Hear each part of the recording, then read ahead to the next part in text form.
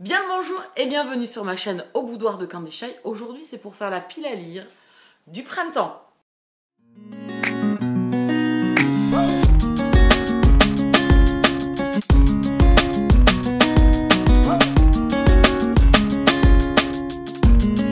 Oui, je vous refais enfin une pile à lire saisonnière. Ça faisait un moment que je ne l'avais pas fait. Je ne vous l'ai pas fait depuis cet été, me semble-t-il, si je ne dis pas de bêtises, et je crois que je n'en dis pas pour une fois. Là, je l'ai fait en intérieur cette fois-ci, puisque au printemps dernier, pareil, je vous l'avais fait dehors. Là, ça caille ma caille, donc je l'ai fait dedans. Donc le principe, c'est j'ai choisi 10 livres qui vont essayer de sortir de ma pile à lire. Oui, tout seul, en rampant, le parcours du combattant. Oui, bon, c'est bon, arrête-toi. Donc voilà, 10 livres que j'ai choisis, qui me tardent de découvrir, qui me tardent de lire. Donc je les, on va dire, priorise un petit peu dans une pile spéciale pour le printemps. Donc ça me laisse quand même 3 mois, puisque le printemps c'est à partir de dimanche, 20 mars, jusqu'au 21 juin, si je dis pas de bêtises. Voilà, donc ça me laisse 3 mois pour essayer de lire ces 10 livres. C'est quand même, je pense, faisable. D'habitude, oui, j'en lis au moins 8 des fois. En moyenne, on va dire une moyenne entre 7 et 8 livres sur ces piles saisonnières. La dernière étant celle de l'hiver, que j'ai faite de mon côté, mais où j'ai lu que 5 livres. Comme quoi, vous voyez, c'est pas toujours le cas que je lise la sélection faite. Mais là, je vais essayer de m'y tenir parce que c'est vraiment des romans que j'ai envie de lire. Vous risquez donc certains de les revoir passer dans des piles à lire mensuelles, puisque je vous prévois quand même de toute façon la pile à lire mensuelle au début du mois d'avril, et les autres mois aussi. Donc vous risquez d'en revoir quelques-uns passer dans cette pile. Mais en tout cas, c'est une petite sélection de romans qu'il faut que je sorte absolument.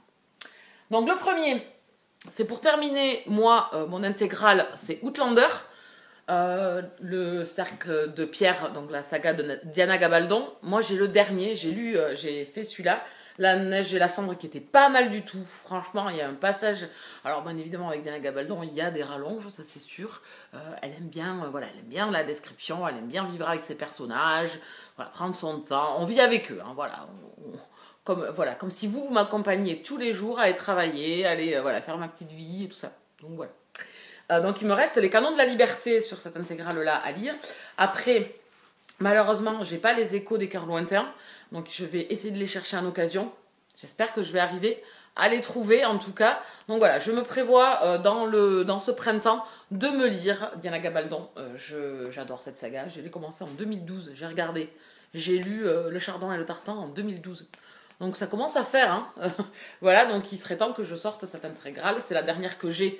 Je sais plus où je les ai. Non, vous n'allez pas les voir, ils sont derrière moi. Donc vous n'allez pas les voir. Voilà, c'est une saga de romance historique fantastique avec une pointe de fantastique dedans. Voilà, j'aime beaucoup voilà, Jimmy Fraser, si vous ne le connaissez pas. Voilà, moi j'ai celle de Presse de la Cité, les éditions. Je vais y arriver. Ça va être compliqué cette vidéo, je sens, si je bafouille toutes les 3 minutes. Voilà, donc il faut qu'il sorte.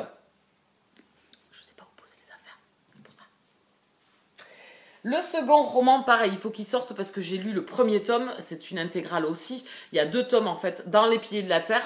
Le premier étant Hélène et le deuxième étant Aliéna. Donc j'ai déjà fait Hélène, il me reste cette partie à faire, donc Aliéna. Bon, mon exemplaire a vécu, hein. Je l'avais trouvé en boîte à livres. Donc il est vraiment, voilà, il a vécu. Hein, c'est donc bon, à manier avec précaution. Donc j'ai déjà fait la première partie qui était... Alors j'avais fait une première fois en lecture commune avec Whittaker. On s'était arrêté à peu près à 24% de ma lecture sur le premier tome. Et c'était pas mal, mais voilà, le temps que l'univers se mette en place.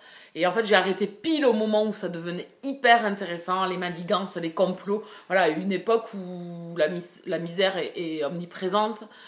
Où la foi est vraiment omniprésente aussi, et on suit des nobles. Enfin, voilà, on suit plusieurs personnages en fait dans cette histoire. Donc j'ai hâte de terminer et de lire la deuxième partie.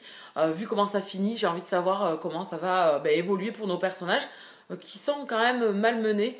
Aliéna, une de nos héroïnes, bon, un peu malmenée la pauvre, donc j'ai envie de savoir dans le deuxième tome comment ça va se profiler pour elle dans son avenir. Ensuite, pareil, un roman qu'il faut que je sorte parce que j'ai adoré le premier tome, c'est Les Ronces, le tome 2, Le Miracle des Ronces de Faye Skin.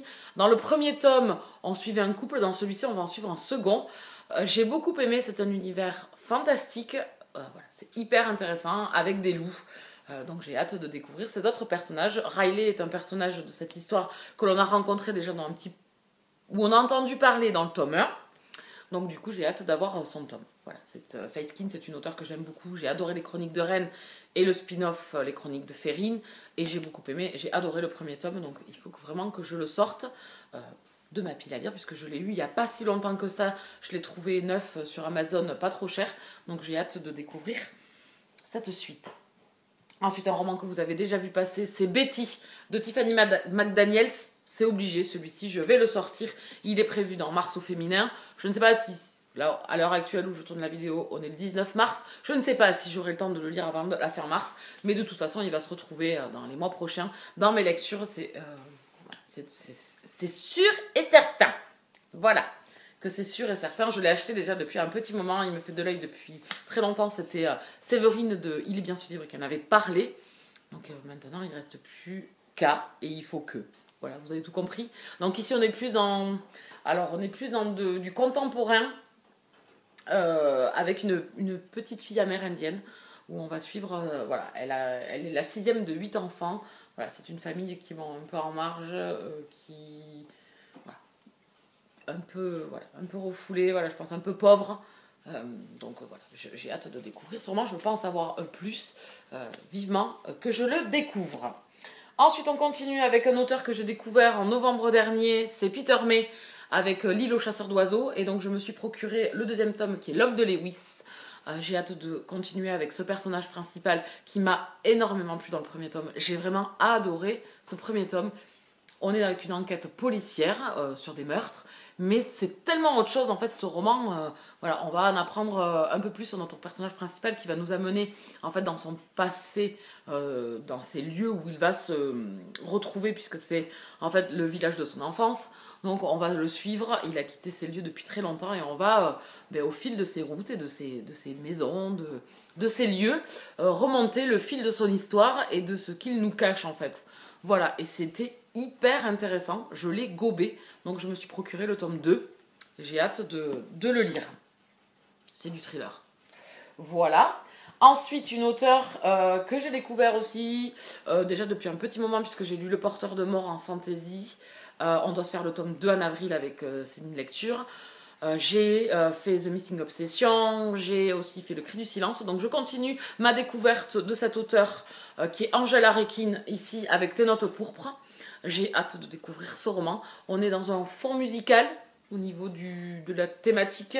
J'en sais pas plus, je veux pas en savoir plus. Voilà, je n'ai pas lu les résumés. Angèle Aréquin va sortir un nouveau roman au mois de mai qui s'appelle Dirty Duet. Que je vais me procurer aussi. On est dans la dark romance, donc je continuerai à découvrir cet auteur qui me plaît beaucoup par sa plume, par son originalité, son imagination, les personnages qu'elle nous dépeint avec tellement d'émotion. Voilà, avec une plume fantastique, donc du coup j'ai hâte de découvrir aussi ce roman. Ce sera chose faite, si je peux, au printemps. On continue avec un auteur que j'ai adoré avec le premier tome du clan Bennett. Donc je vais sortir, il faut absolument que je sorte ce tome 2 qui s'appelle Le Chant du Corbeau. C'est de T.J. Klune. Voilà, j'ai adoré. J'ai lu 2 romans de cet auteur. Voilà, donc Sous la même étoile, c'était l'autre, c'était un petit peu avec un peu de SF dedans. C'était super bien. J'ai lu le premier tome du clan Bennett que j'ai adoré, j'ai eu un énorme coup de cœur. Donc du coup, je me prévois ce tome 2. C'est du fantastique, on est avec des métamorphes, avec des loups, voilà, et autres, des chamans, enfin voilà, il y a plein de personnages dans cette histoire. J'ai vraiment adoré le premier tome, donc j'ai hâte de continuer. C'est une saga en 4 tomes qui est terminée. Donc du coup, il faut que je rattrape un petit peu mon retard. C'est les copines qui m'ont offert ce tome 2 pour mon anniversaire. Donc vous voyez, on est déjà en mars. Mon anniversaire est en janvier. Donc il est grand temps que je le sorte de ma pile à lire. Qu'il est grand temps. Et les 3 derniers. Ensuite, on repart en historique. Cette fois-ci avec L'île aux 1000 sources de Sarah Lark. Ça va me permettre de découvrir cet auteur. Mais...